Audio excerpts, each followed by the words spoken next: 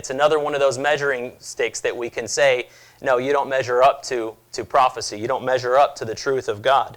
I'm going to share from Isaiah 11 about just some insight that I believe that I've seen from the Scripture in the original Hebrew, things that have just popped out that I've never heard before. Just, this is just my perspective. Things seem to really fit, and you'll see why in a moment. So with that in mind, I'd like to give a brief history on the foundation of the state of Israel for those who aren't too familiar with it. Here you see Israel. Here you see Israel surrounded by a little Israel sandwiched between Africa, Europe, and Asia. Let's see here, a little closer in there. Here it is surrounded by Egypt, Jordan, Syria, Lebanon on their borders. Just about every nation except for Lebanon is larger than Israel. It's about the size of maybe here to Houston, and that's it. Let's see. So in 1948, the Lord brought Israel back to the land. It says He brought them back to the land in 1948, and they actually captured. You see, this dark blue represents Israel in 1948. And it wasn't until they actually captured it without the capital, Jerusalem, which was in the West Bank, which is almost unheard of, the Jews going back to the land without Jerusalem. But even that was prophesied in Zechariah 12.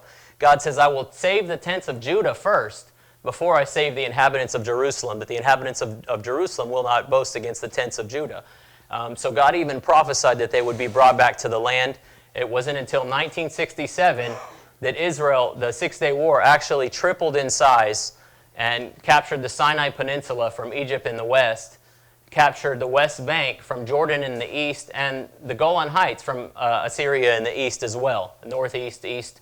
They actually captured the Gaza Strip as well. The Gaza Strip is also known as the land of the Philistines. There's a lot of archaeology. There's a lot of things that point to the Philistines being in the Gaza Strip. So that's of significance.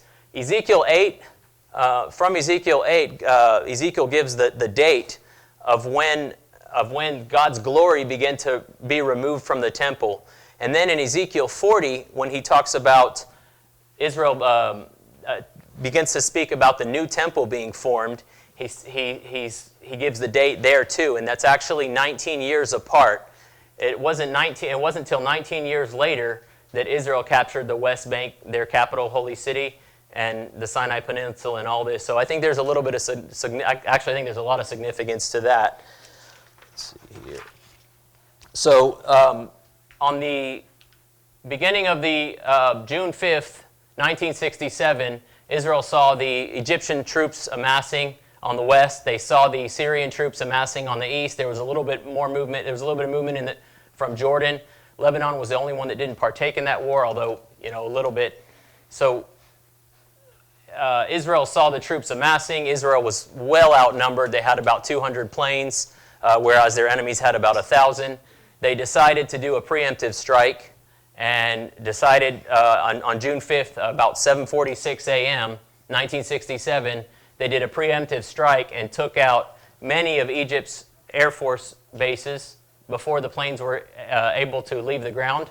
The Israeli planes flew west and destroyed many of the air bases, which were over here. This is called the Nile Delta. The Nile split off, comes all the way up here, splits off into about 7 rivers. Today we just have about 2 rivers that are actually flowing, but all this area, it's like almost like the top of a flower is a garden because it's watered. Actually, 95% of the Egyptian population, which is about 95% of the Egyptian population, live on the Nile River or in the Nile Delta. The rest is just desert and uninhabitable except for Bedouin tribes here and there. So Israel flew to the west, decimated most of the Egyptian air forces, which is along the Nile, and a lot of them were up here in the Nile Delta.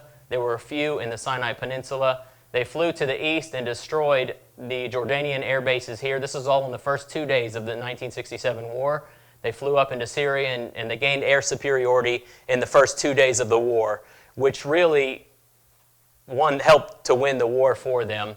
Israel was outnumbered. Their air force was about 200, and their enemy's air forces, their enemy planes was roughly 1,000.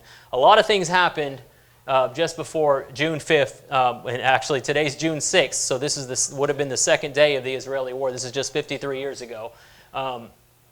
Israel learned to refuel their planes, where it was taking Egypt to refuel and rearm 8 hours for their plane to land and take back off. Israel cut it in half, and then they cut it in half again, and they cut it down to just 8 minutes, where the plane would hit the runway, they would refuel, rearm, and it would be up in the air. It's just an amazing feat. There's a lot of miracles that you can hear happen during the war. There was a munitions truck right by a large building in the West Bank, and a shell landed in the munitions truck and sat on top of the munitions, unexploded. And just phenomenon after phenomenon, you can hear the war stories. Here is the Nile Delta close up, and this was reproduced by Carl Drew. Scan the map, enhance the color contrast book, The Geographical System of Herodotus, examined and explained by James Renal in the 1800s, reproduced this map from what he had from Herodotus, and actually Pliny the Elder wrote about this and named all 7 rivers here. So right now we just have this. Actually, this is where the Rosetta Stone was found, around here somewhere in Rashid, which is around here somewhere. And this river is flowing, and I believe it is this one that is still flowing. It's either, yes. So that's the Nile Delta close up.